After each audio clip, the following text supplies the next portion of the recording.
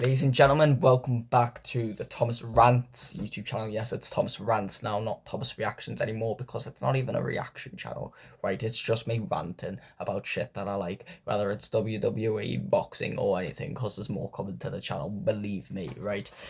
Today I'm bringing a new style of video. We're not reacting to something new. We're not predicting any upcoming fights. We're not giving our thoughts on a fight that have just happened. Instead, we're flipping ourselves back to a little over a year ago, back to Misfits X Series 001, where the YouTube boxing, Misfits boxing started. Not YouTube boxing, but Misfits boxing started, and I've been in love with it ever since, because watching that event was, oh my god. Today, I thought I would rank the fights in order of least favourite to favourite.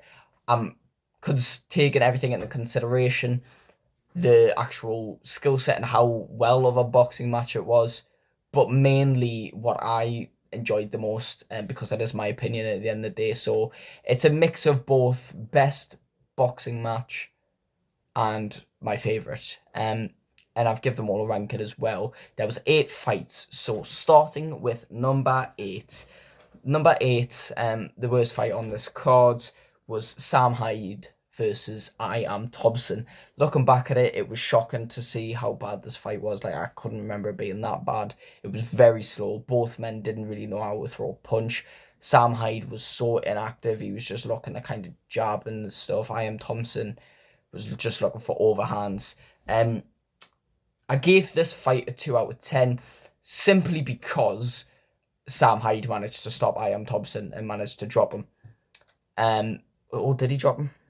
He definitely managed to stop him. He did stop him, TKO him. That's why I got a 2 out of 10. If he didn't stop him, and that fight went 4 rounds of them just barely hitting each other and just swinging and getting gassed, it would have been a 1 out of 10, because it was absolutely horrendous. It was really hard to watch. So, moving on to number 7. We now have KSI versus Swarms. This was the first fight of the night. This is when KSI had 2 fights one night. This was the first fight of the night. Now, the reason this is 7th is, one, let's start with KSI. The winner, he won by knockout. Obviously, you'd love to see it. Second round TKO. Well, no, it was KO because Swarms didn't respond to the count. KSI, obviously a bit of ring rust, didn't cut the ring properly. His technique was not the greatest. His hands were down. It was just kind of swinging shots everywhere. He still managed to get touched by Swarms. Not hit, because the Swarms didn't hit him. He got touched by Swarms. Swarms was out of shape, not prepared. Obviously, he took the fight on 10 days' notice. What do you expect? Alex Wasabi was being a bitch. So you just kind of saw Swarms running and just like, yeah, it was kind of like hard to watch, but at the same time, it was KSI's return to the ring. You got to take into respect ring rust, and So I gave it 7th, because I couldn't rate this below Sam Hyde versus I Am Thompson. That would be ludicrous, right? Because it was actually a better skill set shown here. I gave this a rating of 4 out of 10. 4 out of 10 because it wasn't that great. Ring rust from KSI, inexperience from Swarms, but Swarms managed to last 2 rounds. We got a KSI knockout and Swarms was bleeding, so I would give that a 4 out of 10. Moving on, number 6, we have Salt Papi versus Andy Warski. Well, I can't really say what a fight, because I mean, Andy Warski, no experience, couldn't he walked in that ring with his hands like that. Like, I hate when they do that. Like, it's so stiff. He did clearly didn't know what he was doing. Salt Papi had only had 1 fight before. It was with Halal Ham, and I mean, what does Halal Ham really bring out of people? You know what I mean? So everyone was curious to see what Salt Papi could do. And that we didn't get to see, because Salt Papi ended the fight within 20 seconds. Literally landed about 3 hooks on Andy Warski and knocked him like clean out. Like, the man couldn't barely stand afterwards. I gave it a 4 out of 10. The reason it's rated so low on the list was simply because of the lack of fight. It was literally 20 seconds long. The only person to throw a punch was Salt Papi. Salt Papi literally landed 3 punches and it was over. But the fact that it was such a cool knockout, it was so unexpected, it was such a great moment, it gets a 4 out of 10 from me. Moving on to number 5, we have KSI's second fight of the night. KSI versus Luis Alcaraz Pineda. Right, this fight, obviously, KSI still with the ring rust, but he'd gotten the ring earlier, so KSI's technique was starting to creep back in a bit here.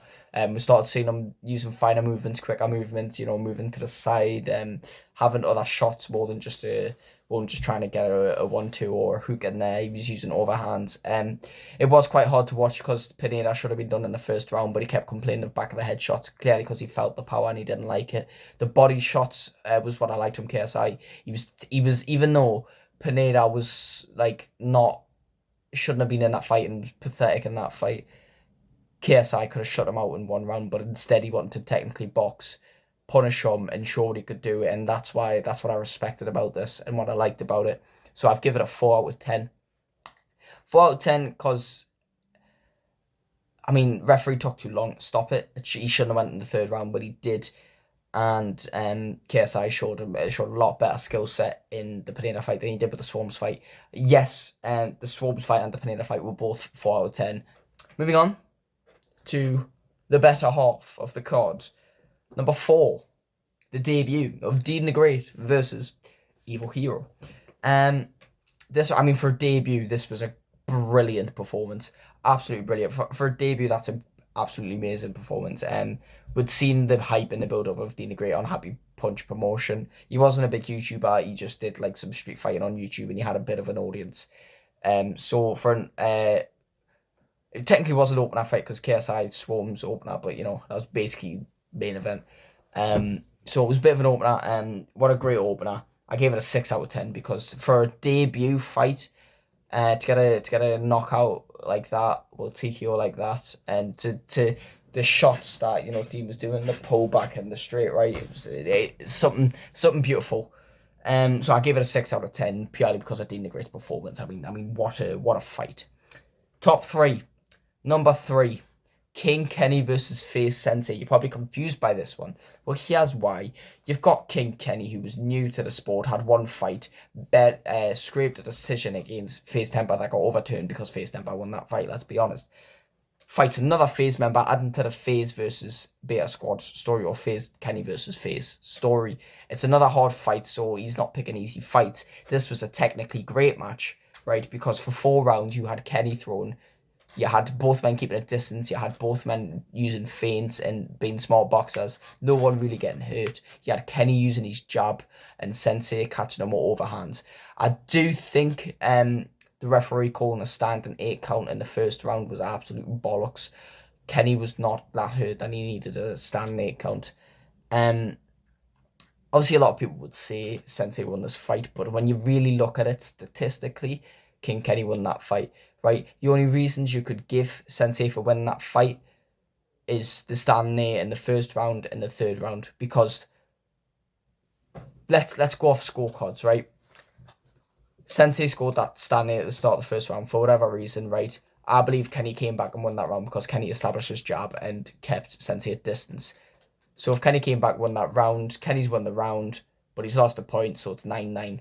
Right, round 2, I believe, was Kenny again because he just kept establishing a jab, and he every now and then he'd have a right hand maybe follow, but again, Sensei was just trying to catch him with an overhand or a left hook to just kind of hurt him, and Kenny was being a small boxer. Round 3 was where I would say it was Sensei. Sensei kind of took over, and then in round 4 it was still the same technical stuff until about the last 10 seconds where they started trading blows after the bell went. Funnily enough, they landed more shots after the bell than they did the whole fight. But I do think Kenny won this fight just because he landed more punches. Just the jab, literally the jab. People saying Sensei won this fight. I mean, I can see why you're saying it, but you really need to judge it for what it actually is. I gave the fight a 6.5 out of 10. Entertainment value wasn't all there, but I think the shock and stand 8 count at the start and the controversial decision should sway a bit of entertainment in there, but 6.5 out of 10 because the boxing was immaculate. Well, not immaculate, but it was very good. You have Sensei, who knows what he's doing, and Kenny, who was boxing very well. Moving on. The second fight. The fight I rated number 2. Deji versus Fusi. Deji come back from 3 losses, losing to Jake Paul back in Manchester in 2018, losing to Vinny Hacker on the YouTube versus TikTok card when Deji was incredibly out of shape in 2021, and then losing in a supposedly comeback fight against Alex Wasabi in the main event, which was a tragic loss for us all. Deji finally got a win against Fusi, and he did it in dominant fashion. From the first round, bursting out with energy. hitting him with flurries of punches and combinations. It was just electric. Everyone was there for Deji to win. Fusi showed out as well. Fusi got into shape for the fight, and Fusi didn't exactly do bad. He was just getting hurt by Deji. Fusi still had some decent technique in that fight, but the towel getting thrown in, Deji dropping him with a jab, the moment of Deji winning, everything was just brilliant. I gave the fight a 7.5 out of 10. Deji's performance was great. Fusi was a warrior for getting in there. But what a moment. 7.5 out of 10 for me.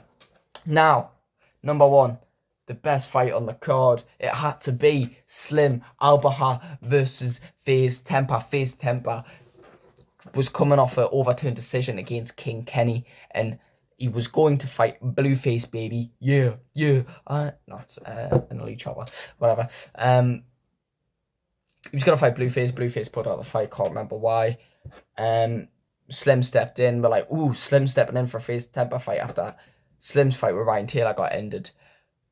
What a fight this was, and we're thinking, ooh, okay, this could be interesting. Fight starts, both men are like equally trading blows. Slim better on the outside, winning on the inside, and Slim winning on the outside, Temper winning on the inside, which is surprisingly the opposite of what we thought it would be, because FaZe Temper being a 6'4" man with a long reach, you would have thought he would win on the outside, and being that his favourite weapons are straights, he should win on the outside, and Slim being a smaller man but a more brawly person who likes to throw hooks and less straights, should win on the inside. But realistically, Slim was winning on the outside and Temper was winning on the inside. That's why this fight was backwards. But what was so great about it was both men were giving each other, both men were clinching, both men were being brawly, both men were hitting each other. I think both men probably hurt each other at one point, but then Slim with a good right hand out of nowhere, and then had Temper backed up against the ropes. He was hitting shots that weren't necessarily landing. He was just hooking like on the guard, and it wasn't really doing anything.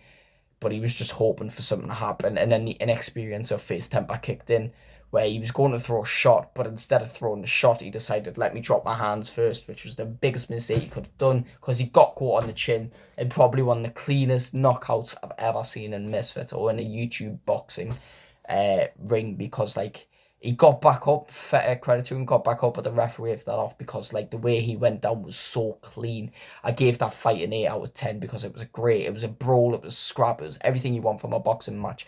Technically wasn't the greatest fight, like wasn't the greatest fight you could see from a technical standpoint, but brawl, for how even it was and for how it ended as well, for entertainment value, I like even the levels of opponents was like kind of matched.